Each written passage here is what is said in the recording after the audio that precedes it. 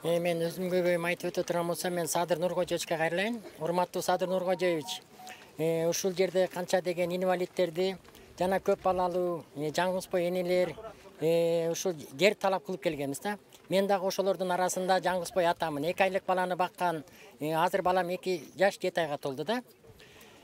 Ушул жер талап кылып келатабыз. Мисалы үчүн ушул президенттикке Садыр Нуркожоевич койгондо ушул эл колдогон. Мисалы үчүн анын дагы ушул бар канча деген элди колдойм, анан кийин алтын кендерди колдойм дейт.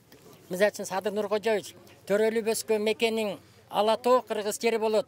Президент кылып көтөргөн алтындан кымбат эл болот. Бүркөлүп турат асманын, кейиште тосуп актаңын. Наристе биздин келечек, ойлошот чоңдор өз жанын. Тоо ташты жатсаң жардырып, аккан суу барат ууланып, кең байлык барат жок болуп, кайнаган суудай буланып.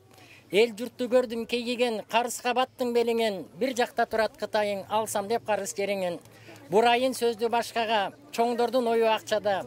Депутат көзүң тойбоду, суу болуп акча аксада. Мигрант жүрөт кыйналып, бириң жок алын сураган, ата-энесин сагынып, наристе көзүн сулаган. Канча деген ушул жерлердин наристелерин тыштап коюп, чет мамлекетте жүрөт. Ушул жерден барга эптеп бир участок алайын десе, квартирадан кыйналып, балдарын бага албай жүргөн. Пособияга сурап барсаң 810 сом пособия берет. Канча деген ушу садикке да киргизе албайт керек болсо. Садигин киргизе албай, пособиясын бере албайт. Бергени 810 сом. 810 сомду бир айга чачсаң, күнүнө 27 сомдон, 27-н 3-кө чачсаң, завтрак 9 сом, обед 9 сом, ужин 9 сомдон. Эч убакта бала тойбойт да. Чоңдорго бираз айлыгын кыскартып көрсүн, ошентип иштейт беле.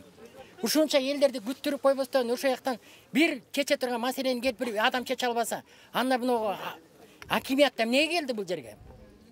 Мен айтарым ошо да, элге маселесин чечип берсин. Атын Бейшебек Сөтөк Макенович.